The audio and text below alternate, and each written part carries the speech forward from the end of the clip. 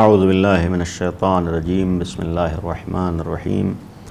الحمد للہ رب العالمین والصلاة والسلام علی النبی وآلہ۔ قرآن اور ہمارے عقائد کے عنوان سے جو آپ کے سامنے دروس کا سلسلہ جاری ہے، اس میں بات امامت تک پہنچی تھی اور امامت میں امامت خاصہ کے حوالے سے بات تھی، یعنی مولائے متقیان امیر المومنین حضرت علی علیہ السلام کے سلسلے میں جو ان کی عظمت اور فضیلت کو قرآن نے بیان کیا ہے، وہ آپ کے سامنے کچھ آیات کو میں نے پیش کیا تھا۔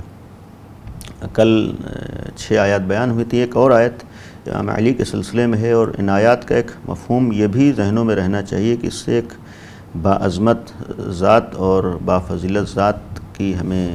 معرفت ہو، احساس ہو، اور پھر جب ایسی باعظمت ذات ہے تو ہمارے لیے مقتدی رہنما، امام، خلیفہ، جانشین وہی ہو سکتا ہے۔ اور پھر تیسری طرف ہمارے لیے ایک پیغام ہے کہ جب ایسا مقتدی اور رہنما ہے تو پھر وہ ہمارے لیے خود ایک درس زندگی ہے، درس عبرت ہے، یعنی وہ صفات و کمالات ہمارے لیے بھی اہمیت کے حامل ہونا چاہیے، اور ان صفات و کمالات کو ہم اپنے اندر بھی لانے کی کوشش کریں، یہ ایک ذمہ داری۔ دوسری طرف یہ ہے کہ ان آیات کو پیش کرنے کا مقصد یہ تھا کہ اگر ہم نے پیغمبر کے بعد مولا کائنات حضرت علی علیہ السلام کو خلیفہ بلا فصل یا جانشین بلا فصل یا پہلا امام مانا ہے، تو اس کی وجہ کیا ہے؟ ان کی وجوہات میں سے بھی جہاں عقلی دلائل تھے اور جہاں پیغمبر کی کثرت سے احادیث ہیں، اسی طریقے سے یہ آیات بھی ہیں کہ فضیلت کو بیان کر رہی ہیں اور ان کی حقانیت اور افضلیت اور پیغمبر کی جانشینی کو بھی بیان کریں، اور ہمارے لیے یہ آیات دلیل ہیں کہ جن کی بنیاد پر ہم ان کی امامت اور خلافت بلا فصل کو مانتے ہیں۔ آیت میں سے ایک آیت مشہور آیت ہے، وَاعْتَصِمُوا بِحَبْلِ اللَّهِ جَمِيعًا وَلَا تَفَرَّقُوا، سورہ آل عمران تیسرا سورہ ہے اور اس کی آیت نمبر 102 ہے کہ یا ایھا الذین آمنوا، صاحبان ایمان کو خطاب ہے، مومنین سے مخاطب ہو کر قرآن نے کہا ہے کہ تمہاری ذمہ داری ہے کہ وَاعْتَصِمُوا بِحَبْلِ اللَّهِ جَمِيعًا، کہ اللہ کی رسی کو سب مل کر پکڑے رہو، یعنی اس سے وابستہ رہو، وَلَا تَفَرَّقُوا، اور تفرقے کا شکار نہ ہو، اختلاف کا شکار نہ ہو، یعنی گویا اسلام نے متحد ہونے کا پیغام دیا ہے قرآن والوں کو اور اختلاف سے بچنے کا حکم دیا ہے۔ اس سلسلے میں بعض روایات اہل سنت کے یہاں بھی جو ہیں، ان میں سے یہاں پر حبل اللہ سے مراد کے جس سے وابستہ رہنے کا قرآن نے حکم دیا ہے، مولا کائنات کو مراد لیا گیا ہے، یعنی یہ روایت ہے کہ حبل اللہ سے مراد امیر المومنین علیہ السلام ہیں۔ مثلا اس سلسلے میں یہ نابی المعدد صفحہ 119 اور صفحہ 274 اور صفحہ 297، اسی طریقے سے روح المعانی جلد 4 صفحہ 16 پر ہے۔ دیگر روایات میں بھی اس طرح کی آیات موجود ہیں، مثلا غایۃ المرام میں 4 روایات اہل سنت سے نقل کی ہیں کہ یہاں پر حبل اللہ سے مراد مولا کائنات کی ذات گرامی ہے۔ تو یہ ایک آیت یہ ہوئی۔ ایک اور آیت امام علی کے سلسلے میں ہے، وہ مشہور آیت ہے آیہ مباہلہ، سورہ آل عمران کی آیت نمبر 61، فمن حاجک فیہ من بعد ما جاءک من العلم فقل تعالوا ندعو ابناءنا وابناءکم ونساءنا ونساءکم وانفسنا وانفسکم ثم نبتہل فنجعل لعنۃ اللہ علی الکاذبین، کہ یہ عیسائیوں کے سلسلے میں ہے کہ جب آپ سے آ کر پیغمبر سے خطاب ہے کہ مباہلہ پہلے بحث کی، گفتگو کی، اور پیغمبر نے دلیلیں دی جناب عیسیٰ کی مخلوق ہونے پر، اللہ کے بندے ہونے پر، اور ان کا دعویٰ تھا کہ اللہ کے بیٹے ہیں۔ تو پھر یہاں پر ایک آیت کا یہ نزول اس پیغام کے ساتھ کہ اگر ابھی بھی نہیں مان رہے علم آ جانے کے بعد، تو ان سے کہہ دیا کہ مباہلے کے لیے آؤ، کہ تم اپنے بیٹوں کو لاؤ، ہم اپنے بیٹوں کو لائیں، تم اپنے عورتوں کو لاؤ، ہم اپنی عورتوں کو لائیں، تم اپنے نفسوں کو لاؤ، ہم اپنے نفسوں کو لائیں، ثم نبتہل، یہ جملہ ہے کہ ہم مباہلہ کریں، فنجعل لعنۃ اللہ علی الکاذبین، اور کاذبین کے اوپر، جھوٹوں پر اللہ کی لعنت کریں۔ وہ ایک صفت مولا کائنات کی اس آیت کی روشنی میں کہ صادق ہیں، جھوٹوں پر لعنت کے لیے جب اللہ لے کر آ رہا ہے اور ایسے افراد کو پہچانوا رہا ہے، تو ان کی صداقت اور سچائی کا اعلان بھی ہے بہت سی آیات کی طرح سے اس آیت میں بھی۔ دوسری طرف اس آیت میں امیر المومنین کو نفس پیغمبر قرآن نے خطاب کیا ہے۔ معصوم کی روایت ہے کہ ایک بہت بڑی فضیلت ہے امیر المومنین کی اور افضلیت کی دلیل ہے کہ جو نفس پیغمبر ہو بنص قرآن کی روشنی میں اللہ کی نگاہ میں جو پیغمبر کا نفس اور جان قرار پا رہا ہو، اس کا ایک مفہوم یہ بھی ہونا چاہیے کہ پھر پیغمبر کی جگہ پر اور پیغمبر کی جانشینی کا اور پیغمبر کی خلافت کا اگر کسی کو حق ہوگا تو اسی ذات کو ہوگا جو نفس پیغمبر ہے۔ اس سلسلے میں بھی کثرت سے روایات موجود ہیں جس کو تفصیل کے ساتھ مختلف کتابوں میں دیکھا جا سکتا ہے۔ مثلا مثال کے طور پر مستدرک حاکم نیشاپوری اہل سنت کی کتابوں میں جلد 3 صفحہ 150 پر روایت ہے کہ یہ واقع مباہلہ کو بیان کیا ہے، اور پھر اس آیت کی گویا تفسیر کے طور پر اور حکم پروردگار کے طور پر پیغمبر بیٹوں کی جگہ صرف امام حسن امام حسین کو لے گئے، بیٹیوں عورتوں میں صرف جناب سیدہ سلام اللہ علیہ کو لے گئے، اور نفسوں میں صرف مولا کائنات کو لے گئے۔ حوالے کے طور پر مستدرک حاکم جلد 3 صفحہ 150 ہے، صحیح مسلم جلد 15 صفحہ 176، اور صحیح ترمذی جلد 4 صفحہ 293 اور جلد 5 صفحہ 255 و 638۔ اسی طریقے سے مسند احمد بن حنبل میں یہ روایت ہے، جلد 1 صفحہ 185، تفسیر فخر رازی میں جلد 8 صفحہ 85 اسی آیت کے ذیل میں، اور تفسیر طبری جلد 3 صفحہ 192 یعنی اسی آیت مباہلہ کے ذیل میں۔ تو یہ ایک فضیلت کی گویا دلیل ہے، یا امام علی کے سلسلے میں یہ آیت ہے۔ اسی طریقے سے ایک اور آیت ہے مولا کائنات کے سلسلے میں، آیہ خیر البریہ کہا جاتا ہے، سورہ بینہ کی آیت نمبر 7 اعلان ہے، ان الذین آمنوا وعملوا الصالحات اولئک ھم خیر البریہ، کہ بے شک جو لوگ ایمان لائے اور عمل صالح کرتے ہیں وہی خیر البریہ ہیں، بہترین مخلوق ہیں۔ اور یہاں پر مختلف روایات اس سلسلے میں ہے کہ جس کو قرآن نے بہترین لوگ کہا ہے، خیر البریہ کہا ہے، بہترین مخلوق کہا ہے، اس سے مراد مولا کائنات ہیں۔ یا بعض روایات میں ہے کہ اس سے مراد امام علی اور امام علی کے شیعہ ہیں۔ حتیٰ اس آیت کے ذیل میں یہ بھی ایک قابل غور چیز ہے کہ بعض روایات اہل سنت کے ہاں مثلا تفسیر سیوطی در منصور میں جو سیوطی کی تفسیر ہے، اس میں اس آیت کے ذیل میں یہ لکھا ہے کہ پیغمبر نے فرمایا کہ اے علی تم اور تمہارے شیعہ خیر البریہ ہیں، یعنی گویا پیغمبر نے اسی زمانے اپنی زندگی میں لفظ شیعہ استعمال کیا تھا۔ تو اس سے ایک یہ بھی چیز ثابت ہے کہ لفظ شیعہ پیغمبر کے زمانے سے۔ دوسرے یہ ہے کہ آیت پیغمبر کے سلسلے میں نازل ہوئی اور امیر المومنین کے سلسلے میں نازل ہوئی ہے۔ کثرت سے روایات کو احقاق الحق میں شہید ثالث نے جمع کیا ہے، جو اس کی شرح ہے، اور ساتھ ہی ساتھ اس میں جو بطور حوالے چند حوالے شواہد التنزیل جلد 2 صفحہ 357 359 اور 364 پر در منصور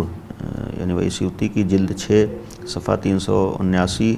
صواعق محرقہ صفحہ 96، نور الابصار صفحہ 70 اور 101، احقاق الحق جلد 3 صفحہ 288 پر حوالوں کو اور جمع کیا ہے جو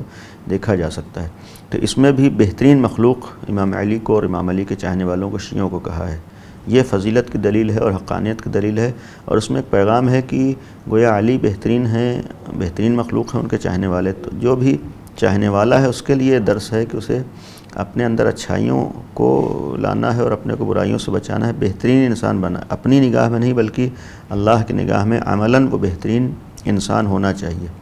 اسی طریقے سے ایک آیت ہے، آیت صالح المومنین، سورہ مبارکہ تحریم کی 4 آیت ہے کہ ان تتوبا الی اللہ فقط صغت قلوبکما وان تظاہر علیہ فان اللہ ہوا مولاہ وجبرائیل وصالح المؤمنین، یہ جملہ ہے، والملائکۃ بعد ذلک ظہیر،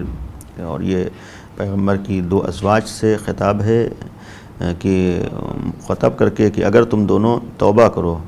کہ تمہارے دلوں میں کجی پیدا ہو گئی، یہ بھی فقط سغت قلوبکما، یعنی انہی ازواج پیغمبر کے لیے قرآن کی سورہ تحریم کی 4 آیت ہے کہ تمہارے دلوں میں کجی پیدا ہو گئی ہے، ورنہ اگر اس کے خلاف اتفاق کرو گی تو یاد رکھو کہ اللہ اس کا سرپرست ہے، اور جبریل اور نیک مومنین صالح المؤمنین اور ملائکہ سب اس کے مددگار ہیں۔ یہاں پر اللہ نے صراحت کے ساتھ پیغمبر کے معاون و مددگار ہونے کے لیے اپنے کو پیش کیا ہے، جبریل کو، اور صالح المومنین کا لفظ آیا اور ملائکہ۔ اس صالح المومنین سے مراد اولاً مطلق دیکھیں عام مومنین ہیں، لیکن صالح المومنین کا جو مصداق بیان کیا گیا ہے وہ مولا کائنات کی ذات گرامی ہے۔ روایت ہے کہ صالح المومنین حضرت علی علیہ الصلوۃ والسلام ہیں۔ اس سلسلے میں شیعہ حوالوں کے علاوہ آیات کے سلسلے میں اجمالی طور پر عرض کر دوں کہ اگر حوالے دیکھنا ہو تو شیعہ تفاسیر میں ہم کثرت سے دیکھ سکتے ہیں آیات، مثلا تفسیر نمونہ ہے، تفسیر المیزان ہے، دوسری تفسیریں ہیں، لیکن اہل سنت کی تفاسیر کے میں صرف حوالے پیش کر رہا ہوں یہاں پر۔ اس آیت کے سلسلے میں شواہد التنزیل اور روح المعانی، شواہد التنزیل میں جلد 2 صفحہ 255 اور 263، اسی طریقے سے روح المعانی جلد 10 صفحہ 53 پر یہ روایت موجود ہے۔ اور اس کے علاوہ جو روایت آیت ہے امام علی کے سلسلے مشہور آیات میں سے آیت تطہیر ہے، سورہ احزاب کی آیت 33، انما یرید اللہ لیذھب عنکم الرجس اہل البیت ویطہرکم تطہیرا، جو ان کی عصمت کی دلیل ہے، ان کے معصوم ہونے کی صراحت کر رہی ہے کہ اللہ کا ارادہ ہے کہ اہل بیت تم سے ہر رزق کو دور رکھے۔ اہل بیت سے مراد یہاں مسلم ہے کہ امام علی ہیں، جناب سیدہ ہیں اور پیغمبر ہیں، امام حسن امام حسین ہیں، اور مصداق یہ معین ہیں۔ اس کے لیے اگر دیکھنا ہو اہل سنت کے حوالوں میں غایۃ المرام جلد 6 صفحہ 287 و 293، مستدرک حاکم نیشاپوری جلد 3 صفحہ 133، 146، 147 اور 158 پہ۔ اسی طریقے صحیح ترمذی جلد 2 صفحہ 209، 308 اور 319، مسند احمد ابن حنبل جلد 1 صفحہ 330۔ یہ بھی آیت مولا کائنات کے سلسلے میں ہے۔ اسی طریقے سے ایک اور آیت جو امام علی علیہ السلام کے سلسلے میں ہے وہ آیت قربہ کہلاتی ہے، جس میں قل لا اسألکم علیہ اجرا الا المودۃ فی القربہ، سورہ شورى کی 23ویں آیت ہے کہ پیغمبر لوگوں سے کہہ دیے کہ تم سے اللہ اجر نہیں چاہتا ہے، بدلہ نہیں چاہتا ہے کسی طریقے کا، مگر یہ ہے کہ قرابت داروں سے مودت اختیار کرو۔ اس سلسلے میں قرابت داروں کے سلسلے میں کہ قرابت دار سے مراد جن لوگوں کی مودت کو حکم اللہ دے رہا ہے، اس سے مراد پیغمبر کی ذات گرامی سے مخاطب ہے۔ روایات میں ہے کہ امام علی مراد ہیں کہ امام علی سے مودت اختیار کرو، امام علی سے محبت اختیار، بعض میں اہل بیت مراد ہیں، یعنی دیگر افراد بھی۔ اس کے لیے امام علی مراد ہیں۔ روایات کے لیے مستدرک حاکم جلد 3 صفحہ 172، تفسیر طبری جلد 25 صفحہ 16 و 25، تفسیر زمخشری جلد 3 صفحہ 402 ہے، اور تفسیر فخر رازی میں جلد 27 صفحہ 165 و 166، شواہد التنزیل حسکانی کی جلد 2 صفحہ 130، 135 و 141۔ اسی طریقے سے الدر المنصور سیوطی کی جلد 6 صفحہ 7، مناقب خوارزمی صفحہ 307 کی، جس میں مولا کائنات کو گویا مودت قربہ کے مصداق کے طور پر تمام مومنین کے لیے، تمام مسلمانوں کے لیے حکم ہے کہ ان سے مودت اختیار کریں۔ اسی طریقے سے ایک آیت ہے، آیت صراط مستقیم کہی گئی ہے، وَأَنَّ هَذَا صِرَاطِي مُسْتَقِيمًا فَاتَّبِعُوهُ وَلَا تَتَّبِعُوا السُّبُلَ فَتَفَرَّقَ بِكُمْ عَنْ سَبِيلِهِ ذَلِكُمْ وَصَّاكُمْ بِهِ لَعَلَّكُمْ تَتَّقُونَ، سورہ انعام کی آیت نمبر 153 ہے کہ یہی راہ مستقیم ہے، اس کی اتباع کرو اور مختلف راستوں کے اوپر نہ چلو۔ گویا منع کیا گیا مختلف راستوں میں جانے کے، راہ مستقیم کے اوپر، جس کی اللہ نے وصیت تم سے کی ہے تاکہ لعلکم تتقون، تم متقی بن جاؤ۔ یہاں پہ بھی اس آیت کریمہ میں صراط اللہ سے، صراط مستقیم سے اہل بیت کو مراد لیا گیا ہے، اور متعدد روایات میں امام علی سے تعبیر کیے گئے ہیں معصومین۔ اس کے لیے حوالے کے طور پر مودت القربہ میں صفحہ 111 پہ ہم دیکھ سکتے ہیں کہ گویا جن کو صراط مستقیم کہا گیا ہے یا صراط اللہ، اللہ کا راستہ، یہ اہل بیت مراد ہے۔ ایک آیت اور ہے جس سے فضیلت ثابت ہو رہی ہے یا امام علی کے سلسلے میں ہے، ہادی جن کو کہا گیا ہے، انما انت منذر ولکل قوم ہاد، پیغمبر سے خطاب ہے کہ آپ ڈرانے والے ہیں، اللہ کی طرف گویا متوجہ کرنے والے ہیں، اور ہر قوم کے لیے ایک ہادی ہے۔ یہاں پر روایات میں ہے اہل سنت کی کہ اس ولکل قوم ہاد سے مراد اہل بیت ہیں، یعنی اہل بیت سے تعبیر کیا گیا، تفسیر کیا گیا، جس میں سر فہرست امام علی کے ذات ہے۔ حوالے کے طور پر مستدرک حاکم جلد 3 صفحہ 129، ینابیع المودت صفحہ 99 اور 104، تفسیر طبری جلد 13 صفحہ 108، تفسیر فخر رازی جلد 5 صفحہ 271۔ غرض اس طرح کی دیگر آیات بھی ہیں، ہم روایات میں اور مزید دیکھ سکتے ہیں۔ صرف ختم کرتے ہوئے 2 آیتوں کا میں اشارہ کر دوں، اہل سنت کے حوالے بھی ہیں۔ آیہ نعمت بھی ہے، ثم لتسألن یومئذ عن النعیم، تم سے قیامت کے دن نعمتوں کے بارے میں سوال ہوگا، سورہ تکاثر کی آیت نمبر 8۔ اس سے بھی مراد امام علی لیے گئے ہیں۔ اہل سنت کے حوالے موجود سورہ حلقہ یعنی سورہ توبہ، یہ سورہ انسان، سورہ دہر جس کو ہم کہتے ہیں، سورہ حلقہ، اس کے لیے یہ بھی ہے کہ امام علی کی شان میں اور اہل بیت کی شان میں نازل ہوئی ہے، اس کے لیے بھی اہل سنت کے حوالے ہم اللہ سے دعا کریں کہ ہم سب کو قرآن سے وابستہ ہونے، قرآن کو سمجھنے، قرآن کے معارف سے آشنا ہونے کی توفیق عطا فرمائے، اور امام علی علیہ السلام کی ذات گرامی کو پہچاننے کی اور ان کی معرفت کی ہم سب کو توفیق عطا فرمائے، اور ان کے فضائل کو سمجھنے اور ان کی کمالات کو درک کرنے اور اس راستے پر چلنے کی، انہی فضائل کی پیروی کرنے کی، ان فضائل کو توجہ دے کر، اہمیت دے کر ان فضائل کو اپنانے کی بھی ہم سب کو اللہ توفیق عنایت فرمائے۔ وآخر دعوانا ان الحمد للہ رب العالمین۔